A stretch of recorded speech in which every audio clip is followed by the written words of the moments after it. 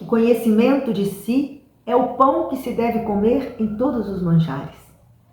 6 dias de meditação sobre o conhecimento de si. Esta semana será muito importante, pois ninguém pode aprofundar espiritualmente sem conhecer o terreno do próprio coração. Por isso, Santa Teresa d'Ávila nos ensina que o conhecimento de si é o pão que se deve comer em todos os manjares. Ou seja, não importa o grau de vida espiritual em que a pessoa se encontre, ela sempre vai precisar aprofundar o conhecimento a respeito de si mesma. Por isso, vamos rezar, meditar e colocar em prática todos os ensinamentos dessa semana de aprofundamento interior. Para isso, você deve a cada dia rezar a ladainha do Espírito Santo, a ladainha de Nossa Senhora. Além disso, deve fazer a meditação do dia, assistir aos vídeos e colocar em prática os conselhos que se encontram ao final de cada meditação. Que a Santíssima Virgem Maria te ajude a adentrar o interior com essa sabedoria e iluminação do Espírito Santo. Santo dia, nós vamos iniciar esta semana o conhecimento de si mesma. Peçamos então a presença do Espírito Santo, para que venha iluminar a nossa mente e o nosso coração, para que tudo que nós aprendermos venha entrar no nosso coração e dar muitos frutos para a nossa vida espiritual. Em nome do Pai, do Filho e do Espírito Santo. Amém. Vinde, Espírito Santo, vinde por meio da poderosa intercessão do Imaculado Coração de Maria, vossa amadíssima esposa. Ó Maria concebida sem pecado, rogai por nós que recorremos a vós. Em nome do Pai, do Filho, do Espírito Santo. Amém. Nós vamos meditar com este livro aqui, 33 dias de preparação para a consagração perfeita a Jesus pelas mãos da Virgem Maria, pelo método de São Luís Maria de Montfort. Nós vamos ver aqui o reconhecimento humilde da própria miséria. O conhecimento de si é um passo decisivo no progresso espiritual de uma pessoa. Sem esse exercício, ninguém conseguirá chegar ao estado de santidade. Sem se conhecer, sem saber quais são aqueles pecados que são mais resistentes, quais são aqueles vícios que nós trazemos. No entanto, desde o início, é necessário salientar que este é um processo de toda a vida. Não é só nesse momento de preparação para a consagração que nós vamos aprofundar no conhecimento de nós mesmos. Mas durante toda a nossa vida, precisamos aprofundar o conhecimento de nós mesmos. Por quê? O homem só terá uma visão perfeita de quem ele é quando estivermos no céu unido a Deus e puder contemplar seu ser tal como o próprio Deus o contempla. Isso ocorre porque a alma humana é de uma tamanha profundeza que somente uma iluminação da graça permitiria conhecer a fundo a sua própria existência. Cristo ilumina as almas, porque Ele é a luz do mundo. Ele nos diz isso em João 8, capítulo 8, versículo 12. O influxo de sua graça, por meio da fé, ilumina a inteligência humana e a torna capaz de conhecer-se. Portanto, sem o auxílio da graça divina, ninguém pode ter um real conhecimento de si.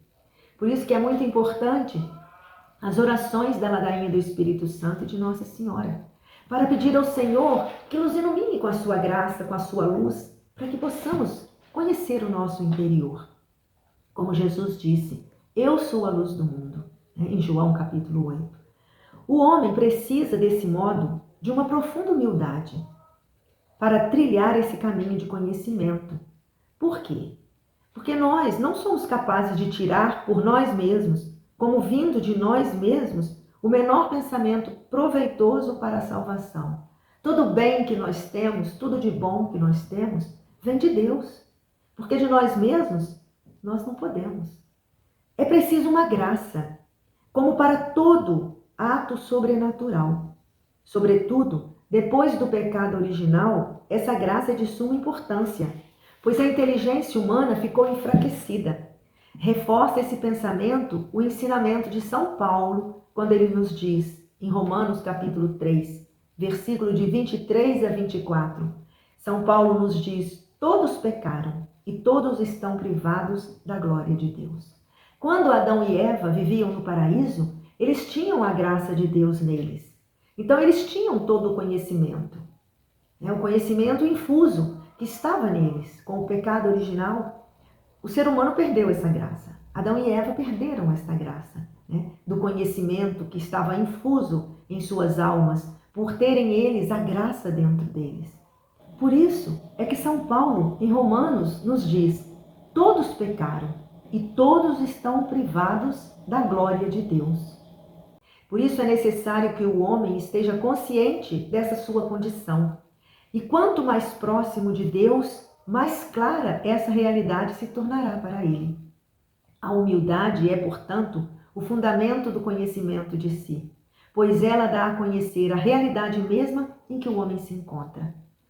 Cristo, ao entrar no mundo, faz com que os soberbos sucumbam em sua soberba, mas aos humildes ele dá a graça de adquirirem um profundo conhecimento de si mesmo, a fim de que, conhecendo a miséria em que se encontram, venham a abandonar-se.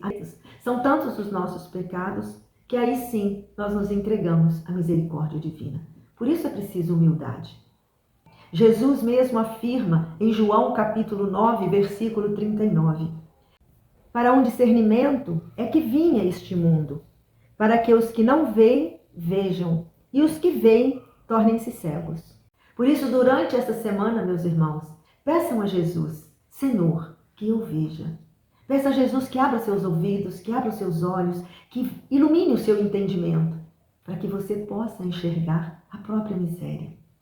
O orgulhoso em sua cegueira, quando se apresenta diante de Deus, não reconhece sua miséria, mas sim a miséria do próximo. Dizem que os nossos defeitos estão na mochila que carregamos, estão nas nossas costas.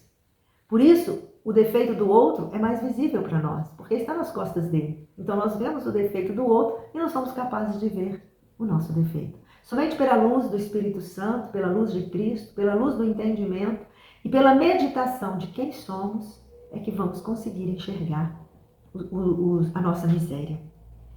É o exemplo do fariseu que ora no templo dizendo: ó Deus, eu te dou graças porque não sou como o resto dos homens, ladrões, injustos, adúlteros, nem como este publicano. Jejuo 2 vezes por semana, pago o dízimo de todos os meus rendimentos. Isso está em Lucas, capítulo 18. Essa oração não é agradável a Deus, porque ela é um louvor a si mesmo, ou seja, um ato de vanglória. Aqui, a pessoa está se vangloriando do que ela é e do que ela não faz. Isso não é humildade. O humilde é aquele que se apresenta diante de Deus com o coração despojado de si mesmo, porque sabe que diante de Deus não é mais do que um átomo.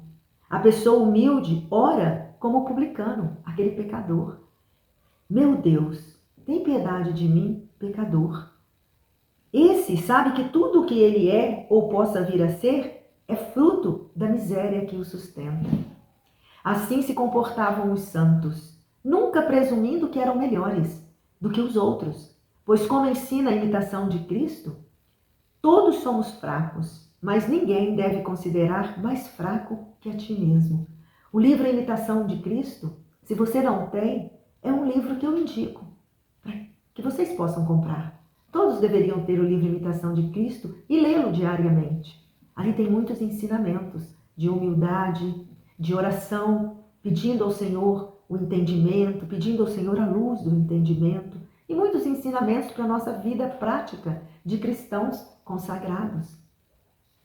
Enquanto se vive nesta vida, o homem está sempre em perigo de cair em pecado e perder a sua salvação. Por isso, nunca deve ser presunçoso. Santo Agostinho ensinava que não há falta cometida por outro homem que não sejamos capazes de cometer nós mesmos. Portanto, somente a consideração humilde de si mesmo pode preservar o coração da soberba e favorecer um conhecimento real das próprias misérias. Somente a consideração humilde de quem nós somos, da fraqueza que nós temos e como nós precisamos da misericórdia e da ajuda de Deus para sermos pessoas melhores. Não obstante essa necessidade, deverás o homem inclinar-se sempre a ter de si uma visão deturpada, colocando-se em uma posição irreal, crendo ser bom naquilo que não é. Muitas vezes, nós fazemos uma imagem falsa de nós mesmos, achando que nós somos aquilo que nós não somos. Somos naturalmente inclinados a uma falsa estima de nós mesmos, embora não sejamos mais do que nada. Nos convencemos de que valemos algo e, sem qualquer fundamento, presumimos em vão das nossas forças. Em uma determinada circunstância, São Francisco de Assis viu um criminoso sendo levado à condenação e disse: se este homem tivesse recebido as mesmas graças que eu, talvez tivesse sido menos infiel que eu. E se o Senhor tivesse permitido na minha vida as faltas que permitiu na sua, seria eu que estaria no seu lugar hoje. Então, São Francisco de Assis, ele disse que se Deus não desse aquela graça, para ele poderia ser pior do que aquele bandido. Se Deus tivesse permitido que ele cometesse aquelas faltas, ele talvez fosse pior do que aquele bandido. Essa é uma observação de um santo humilde, pobre como São Francisco. A consideração do santo é fruto da experiência da graça que lhe concede enxergar o que ele seria se a misericórdia de Deus não o sustentasse. A Igreja não cessa de ensinar: quem é humilde não se admira da sua miséria. Ela leva-o a ter mais confiança e a manter-se firme na constância. Ou seja, aquela pessoa humilde, ela não vai se descuidar, ela vai ser constante na sua oração, na sua busca de estar sempre na presença de Deus, de estar sempre fazendo o exame de consciência, buscando a confissão, estar sempre aos pés de Jesus, pedindo a luz de Cristo, a graça do entendimento e do discernimento nas suas ações. Uma pessoa constante em oração e na busca do Senhor. Para se chegar a essa capacidade, como já ficou claro, não é mérito do homem, mas graça de Deus. É necessário empregar o constante exame da própria miséria, ou seja, o exame da consciência sempre, diário. Quando você deitar, já fica pensando ali, o que foi que eu fiz que desagradou a Deus nesse dia? Porque o exame de consciência que o cristão deve realizar diariamente é o principal instrumento para o conhecimento de si, para o crescimento no conhecimento de si. É necessário, ensina o padre Scupoli, aproveitar as próprias quedas no pecado para aprofundar a consciência da tua fraqueza.